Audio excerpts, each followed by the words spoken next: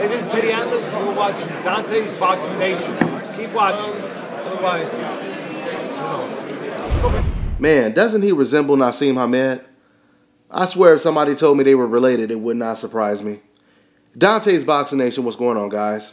So according to ESPN's Dan Raphael, Shawn Porter versus Kell Brook is official for August 9th in New York.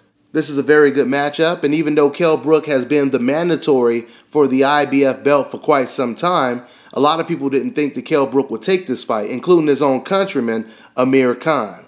The thing with Kell Brook is he's been a professional boxer for 10 years now, and he hasn't stepped up within those 10 years. I mean, the biggest fights he's had to date are against Sincheko and Carson Jones. And the Carson Jones fight was so competitive that he had to come back and fight the guy again.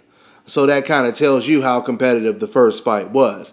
In the Sincheko fight, Sincheko, he wobbled, kind of hurt Kell Brook in the third round, but Kell Brook came back and he stopped Sincheko in the fourth round.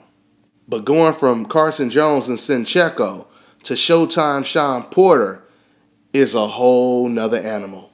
Okay, you taking it to a whole nother level. You really stepping your game up, getting in the ring with Showtime Shawn Porter. So this is definitely a new challenge for Kell Brook, but at the same time, it's a new challenge for Shawn Porter as well. Because Shawn Porter, even though he's fought experienced fighters like Paulie Malignaggi and Devin Alexander, this will be his first time fighting against an undefeated young fighter. Okay? Well, I don't know if he fought against any young undefeated fighters earlier on in his career, but I mean, now that he's on this level, this is the first time he's faced an undefeated fighter who is young and in their prime and #1 mandatory for a title. Even though Kell Brook doesn't have the experience that a Shawn Porter has, he still has a psychological confidence booster, and that's the O on his record. The fact that he's undefeated, okay? That alone makes a lot of people feel, they even start to believe their own hype. You know, I'm undefeated for a reason. Nobody can beat me. I'm not going to let this O go, and so on and so forth. You have more confidence when you are undefeated as opposed to when you already have like 1 or 2 losses.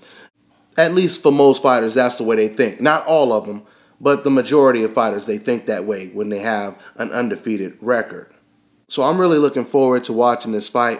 This should be just another step closer to possibly creating another star in the division, whoever wins this fight, especially if they do it in an impressive fashion.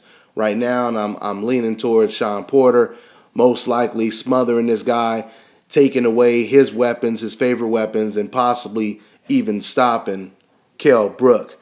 I think Shawn Porter is one of those rare fighters that has this type of tenacious hunger to where he wants to get better. He wants to learn new things. He wants to keep learning.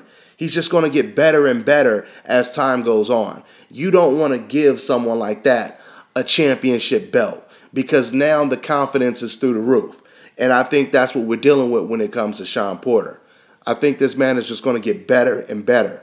He has that type of determination that not a lot of fighters have. It reminds me of some of these prodigy amateur boxing kids that you could just see it when they train. They love what they do. They're just, really pushing to win that next national tournament, and, they want to be the best. They have that hunger. They're looking at fighters like Floyd Mayweather and Manny Pacquiao, and that's how I see Shawn Porter. He seems like that type of hungry opponent. He may not have the best speed or the best jab in the whole wide world or the best right hand, so on and so forth, but what he does have is a dangerous hunger, a dangerous determination, and that separates him from a lot of fighters, and that's the reason why he is going to be dangerous for anybody in the welterweight division. I think he's the most dangerous fighter in the division right now. So Kell Brook, he definitely has an uphill battle. But once again, when you have an undefeated fighter, even though he hasn't stepped up, you just never know what he's going to bring when he is forced to step his game up against better competition, right?